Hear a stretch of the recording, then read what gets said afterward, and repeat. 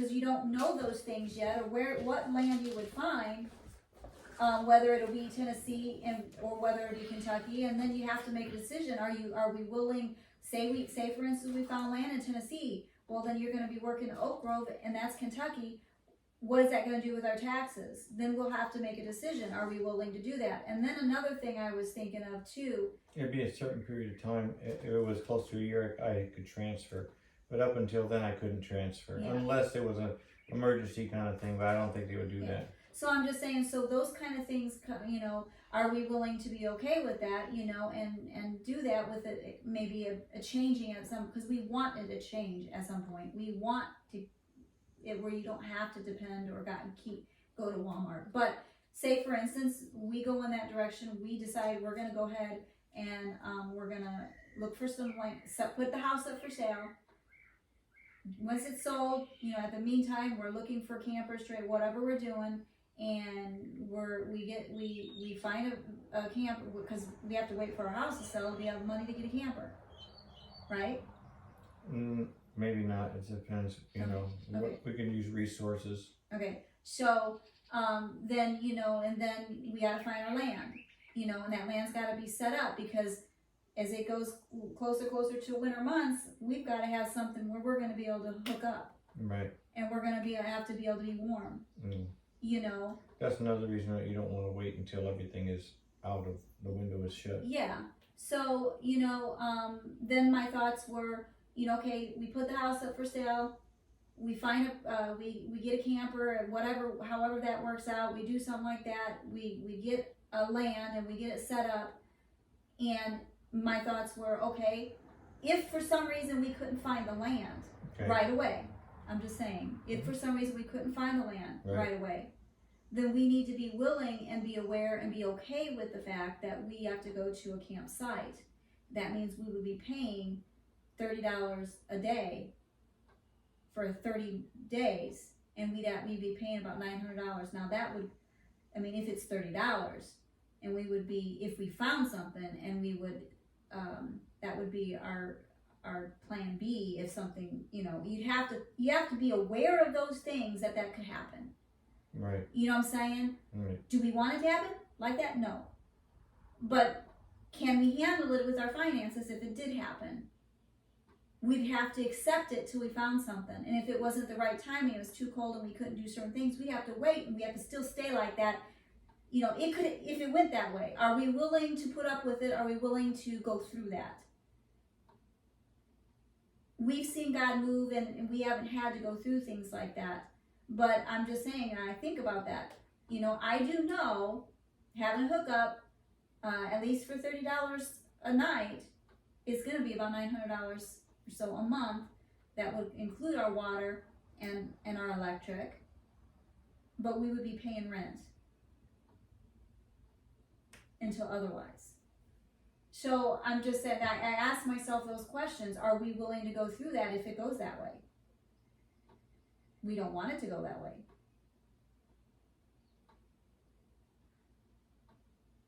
We didn't want, when we came to Tennessee, I didn't expect to be 5 months before we found something. I thought we'd probably eventually find something pretty soon, and we didn't. And we were dealing with a little bit of frustration. Mm-hmm. So that's why I have to prepare my heart. Are we ready for something if it doesn't go exactly the way we, right away? Because I don't personally like the idea of having no house payment here, and have to go somewhere and have like rent payment of $900. You know what I'm saying? Right. I don't like that. No. Because we already have $900 for the bills. Yeah, and because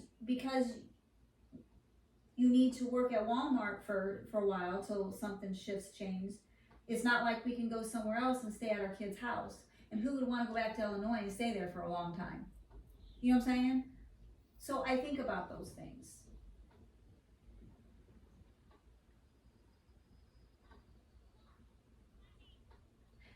Those things are kind of out of my control.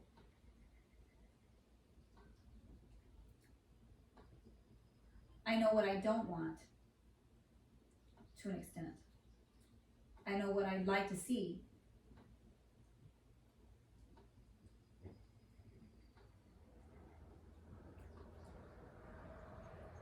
So, I guess that's the thing, you know, we choose to go in that direction. We need to be in reality to think that if that happens, that's what's going to happen. Well, I guess it's like, you gotta look at it, kind of like, it's either faith, foolishness, or presumption. Right. So, is there a God? Number one. Yes. Does he really bless and take care of his people Yes. some of the time, all the time, or maybe he's asleep?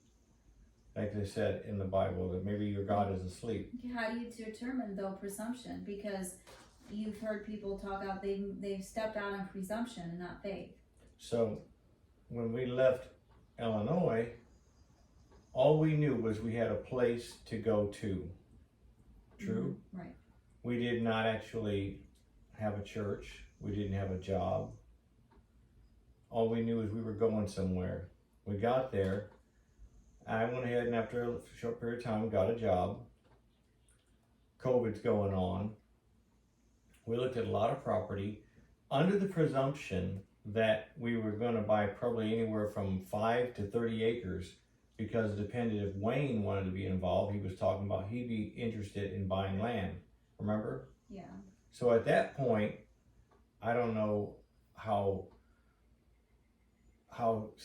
secure his thoughts were about, or if they were already there about going to the Philippines for 6 months. He may not have made that decision yet. Right. But back at that time, he wasn't really, he was just talking with Sherelle as far as I know. And so he was willing to jump into a situation like that.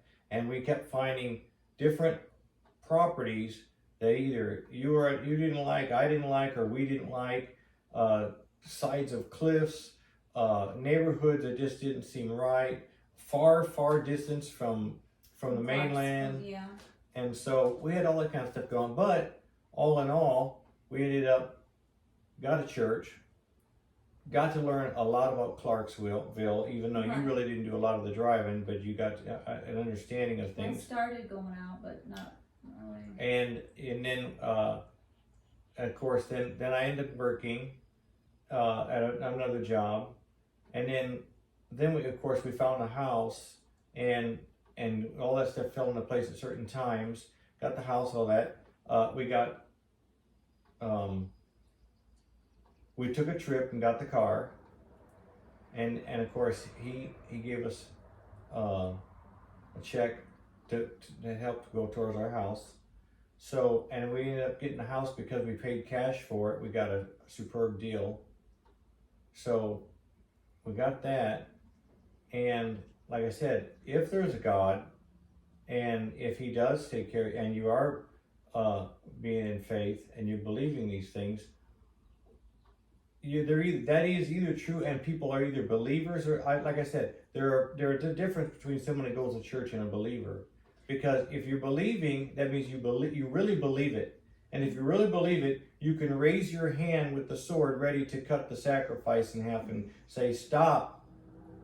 Well, you know, I don't know what to say. It makes me think, you know, when Pastor talks about being involved, you know, about, he said it today, about, you know, just coming on Sundays. I mean, he doesn't probably know. I mean, we are in a small group, but I don't feel condemned, so it must be conviction, you know, about the fact that we just go on Sundays. You know, we're not really involved.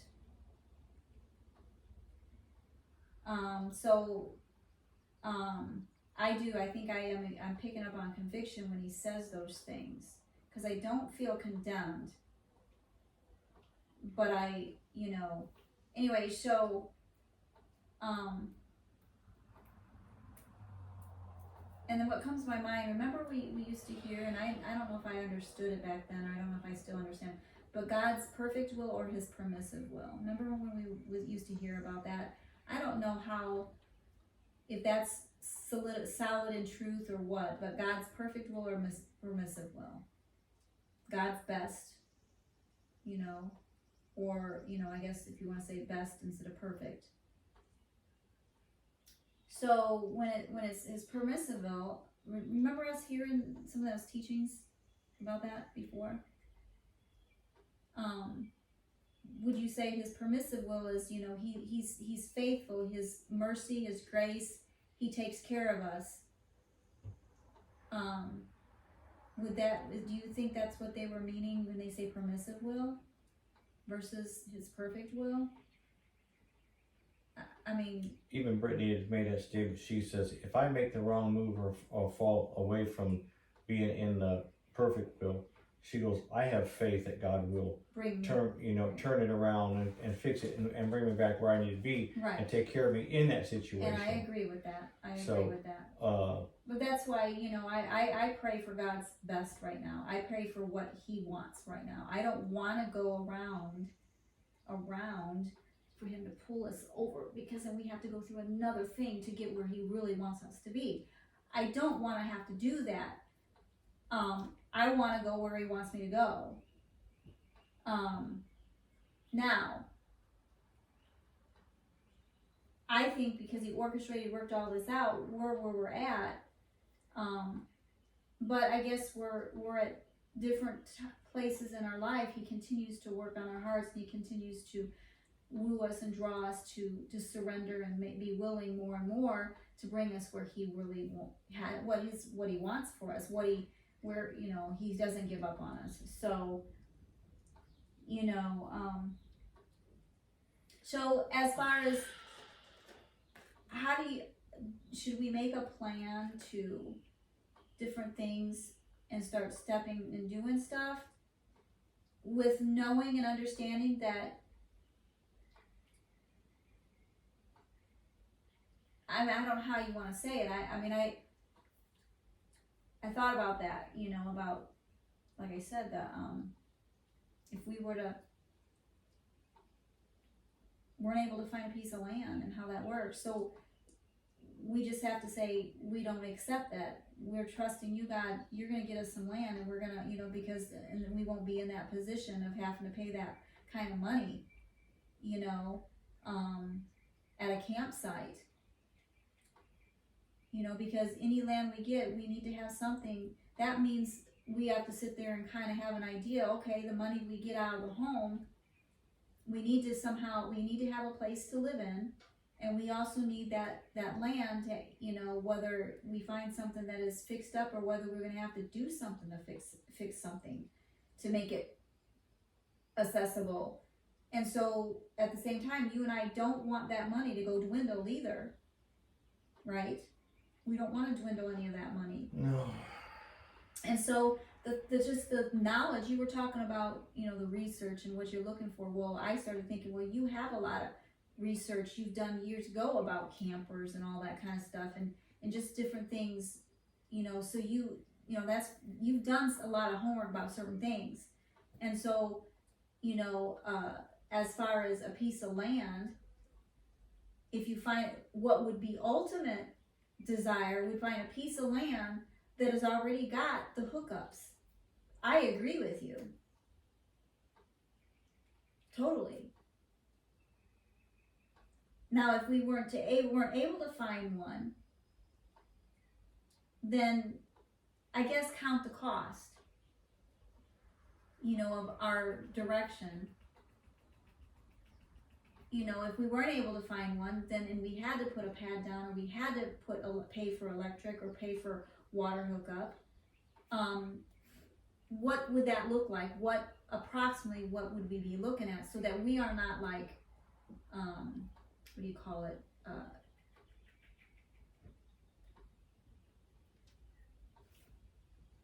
Shocked. We're aware that these things are there, you know, as we step out. Because we need to believe God. Because believing God and going in a direction God is leading doesn't necessarily mean we won't face obstacles and face different things. I think that's why I said when we were driving, I need something anchor my soul, because when you come across situations, for one, you know, it talks about the enemy likes to fight against God's people, you know, however that is, you know, and are we ready to stand in our faith?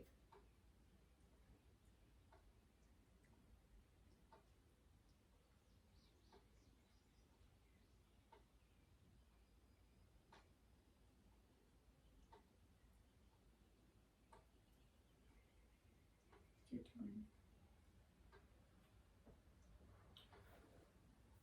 We should probably go outside.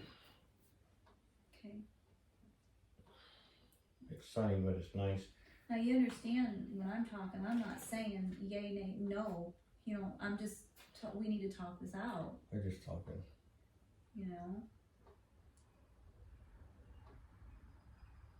I think that's why we, you know, Lord, we desire your will. We desire your direction. We desire to step out, make ourselves available, willing, even though we don't have the full picture. We only have some promptings or feel pulled to do something, even though it doesn't quite make sense all the time. But I can actually, you know, when Pastor was talking about different things, and I can't even say specifically, but I just saw the pull of being at the church and the pull there and the support there and being closer with some land. And when he talked about, you know, assignments, our assignment of reaching out, reaching people and developing people, and however that looks, you know, and what we do when we go to our work and when we go to the store, when we go to the restaurant, you know, our sphere of influence, you know, and the idea of the travel or being in a bus where we go off, and you said the attention, you know, where it brings attention. I mean, all that can make sense to me. Do you know what I'm saying? I gotta go to the bathroom. That's okay. What's okay? You go to the bathroom. What's the matter? I'm just resting. You're not down, are you? I just listening.